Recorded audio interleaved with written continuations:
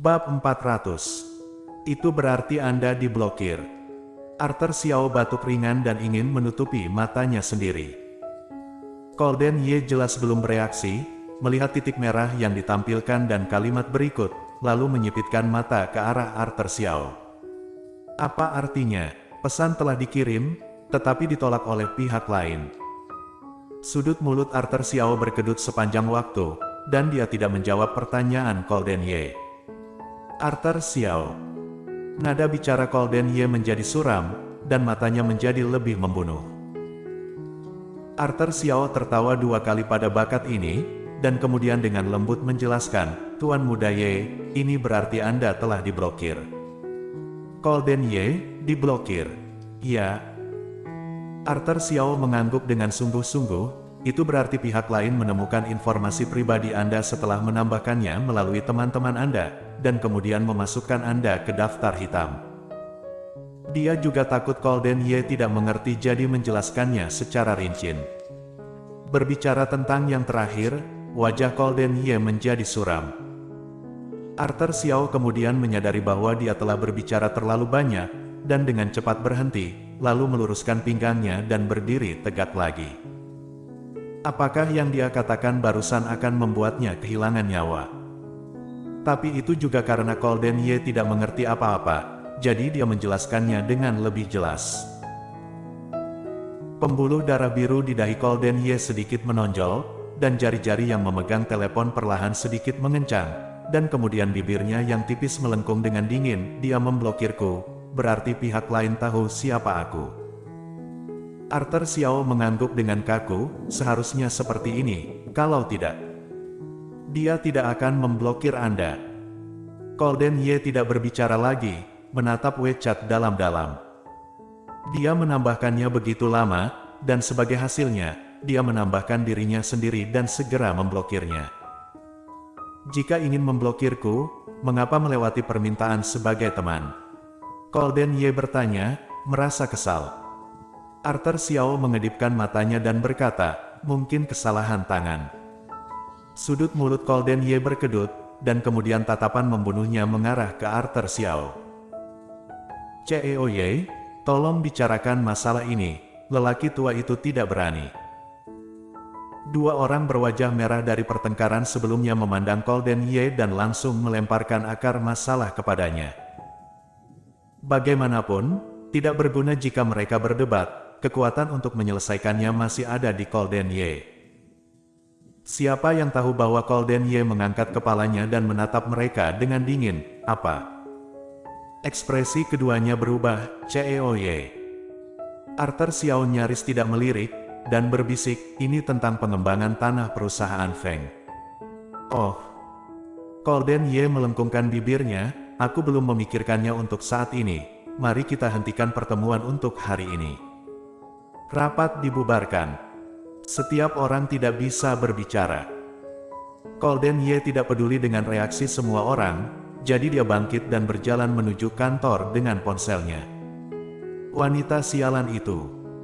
Setelah melewati permintaan pertemanannya, dia diblokir lagi. Sepertinya dia sudah tahu siapa dia. Hanya saja, dia benar-benar memperlakukan pelanggan masa depannya dengan seperti ini. Bagus sekali. Setelah kembali ke kantor, Golden Ye mengganti akun lain dan ingin menambahkan pihak lain lagi, tetapi menemukan bahwa tidak ada tanggapan atau reaksi terhadap salah satu dari mereka. Setelah memikirkannya, Golden Ye mungkin sudah sadar. Dia menggunakan begitu banyak akun untuk menambahkannya tadi malam. Jika wanita itu cukup pintar, dia mungkin bisa menebaknya.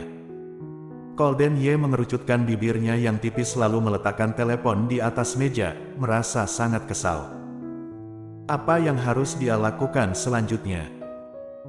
Untuk mendapatkan informasi kontak dari Vinalin, dia melakukannya sepenuhnya sesuai dengan hatinya, dan dia tidak berharap akan bertemu dengannya di sana. Hal berikutnya. Golden Ye menutup matanya, sepertinya semuanya telah terganggu, dan sangat berantakan. Audrey Han sedang memulihkan diri di rumah untuk pagi hari. Audrey Han memberi perhatian khusus pada tangannya, dan memanggil dokter di rumah untuk mengganti obat pada lukanya. Saat mengganti balutan, Audrey Han menemukan bahwa tangannya tidak terasa sakit seperti kemarin, sepertinya obat dokter masih manjur. Setelah mengganti obat, Audrey Han ingin pergi ke perusahaan, tetapi diblokir oleh Andri Han. Kamu tinggal di rumah untuk beristirahat beberapa hari ini. Mendengar, Audrey Han mengerutkan kening. Kak, kamu tidak diizinkan pergi kemanapun sampai cedera tanganmu sembuh. Kak, Audrey Han sedikit marah. Kamu yang membantuku membuka perusahaan. Sekarang ada begitu banyak orang di perusahaan, aku masih ada pelanggan yang menunggu. Kamu bilang tidak membiarkanku pergi, bagaimana dengan pelangganku? Andri Han tidak menyangka dia akan kehilangan kesabarannya. Dia terkejut sesaat, dan menghela nafas tak berdaya setelah beberapa saat. Audrey, kakak juga melakukannya untuk kebaikanmu sendiri.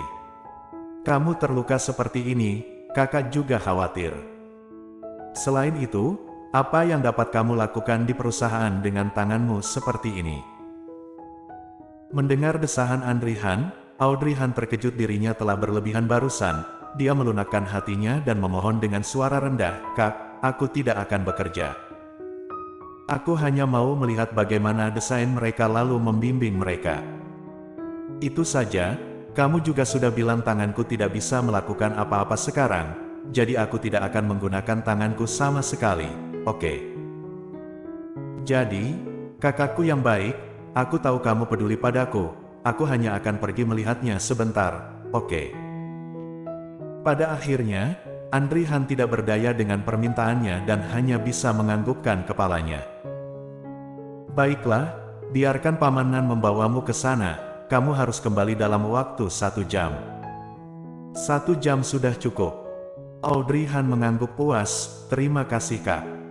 Setelah itu, dia dengan cepat berbalik dan berjalan ke atas.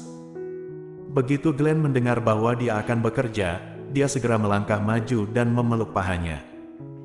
Ibu, aku juga ingin pergi. Audrey Han tercengang, apa yang akan kamu lakukan di sana? Mommy hanya keluar selama 1 jam dan akan segera kembali. Tidak, Glenn memeluk lengannya, Mommy terluka. Glenn akan melindungi Mommy.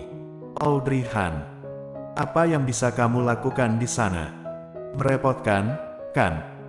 Setelah berbicara, Audrey Han membungkuk dan menertawakannya. Glenn mengerutkan bibirnya dengan ketidakpuasan.